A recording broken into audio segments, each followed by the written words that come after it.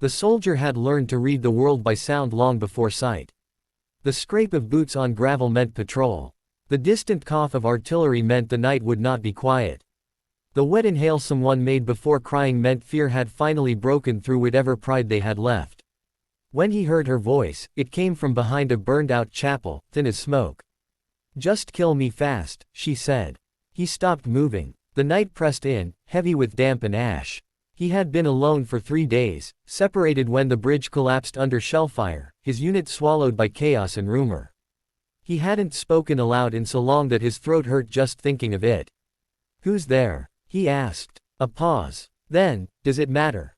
He stepped closer, rifle raised but fingers slack on the trigger.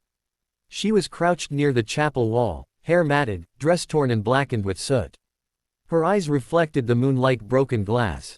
"I'm not here to hurt you," he said, though he knew how hollow that sounded. He wore the uniform of people who hurt everyone. She laughed, sharp and dry. "That's new." He lowered the rifle and let it hang. "I can give you water."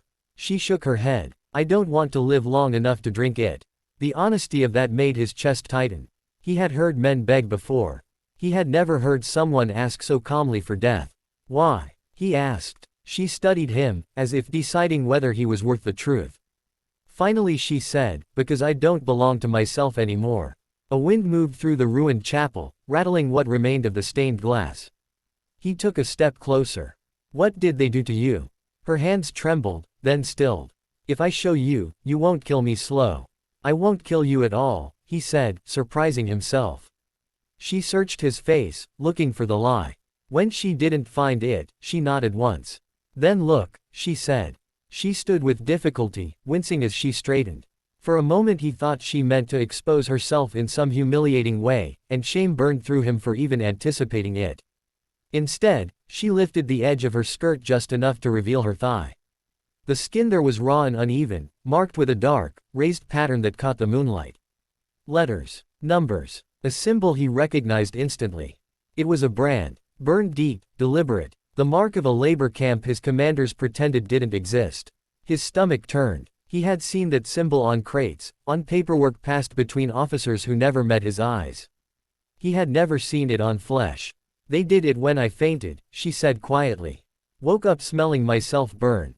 His vision blurred. He lowered himself to one knee without realizing it. "I'm sorry," he whispered, and the words felt useless.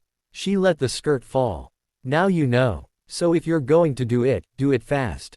He shook his head. "No." Her mouth twisted. "Then you'll send me back." "No," he said again, firmer. "I won't." "Everyone says that," she replied. "Until morning." He reached into his pack and pulled out a blanket, holding it out to her. She hesitated, then took it, wrapping it around her shoulders. "What's your name?" he asked. She almost said nothing. Then, "Mara." "I'm Elias." She repeated it softly, like testing the weight. "Elias." They sat against the chapel wall, the night thick with unsaid things. He gave her water anyway, and she drank in small, careful sips. When her hands shook too much, he held the canteen for her, careful not to touch her skin more than necessary. "You could leave me here," she said after a while.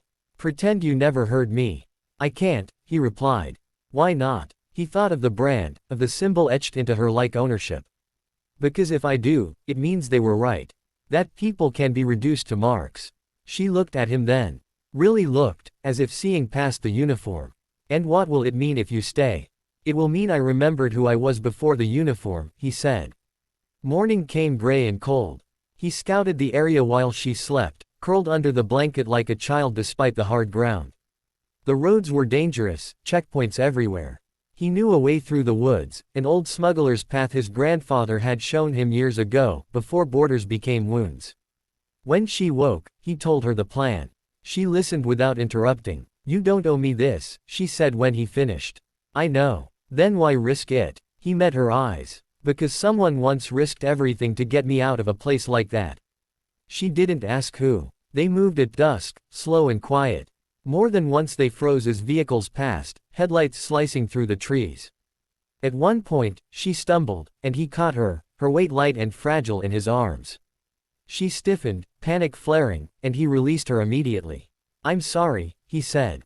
"It's not you," she whispered, though her breath was ragged. They reached the river by nightfall. The crossing was narrow but swift, the water black and biting. He went first, testing each step, then turned back to help her. Halfway across, a flare burst overhead, turning the world white. "Down," he hissed. They crouched in the water as shouts echoed upstream. She clutched his sleeve, nails digging in. He could feel her shaking. "Just kill me fast," she whispered again, the words a reflex. "Not today," he said, and squeezed her hand. They waited until the flare died and the shouts faded. Then they moved, hearts pounding, until the far bank rose before them. On the other side, the land changed. The trees were denser, the air different, as if breathing itself was easier. Elias sank to his knees, exhausted. Mara sat beside him, staring at the dark water they had crossed. "I thought I'd feel something," she said. "Relief. Joy. What do you feel?" he asked. She touched her thigh through the fabric. "Heavy. Like it's still there. It will always be there," he said gently. "But it won't be everything."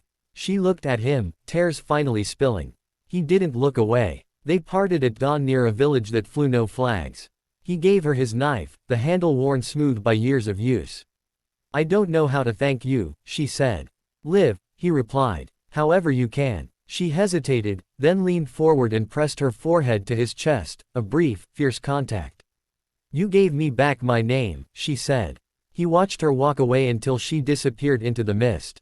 Elias turned back toward the river, toward the war he no longer belonged to. He knew what would happen when they found him. He knew there would be questions, then silence. As he walked, he felt lighter than he had in years.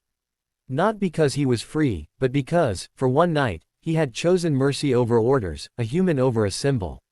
And somewhere beyond the trees, a woman with a branded thigh and a reclaimed name was alive, carrying proof that even in the darkest places, someone could still say no.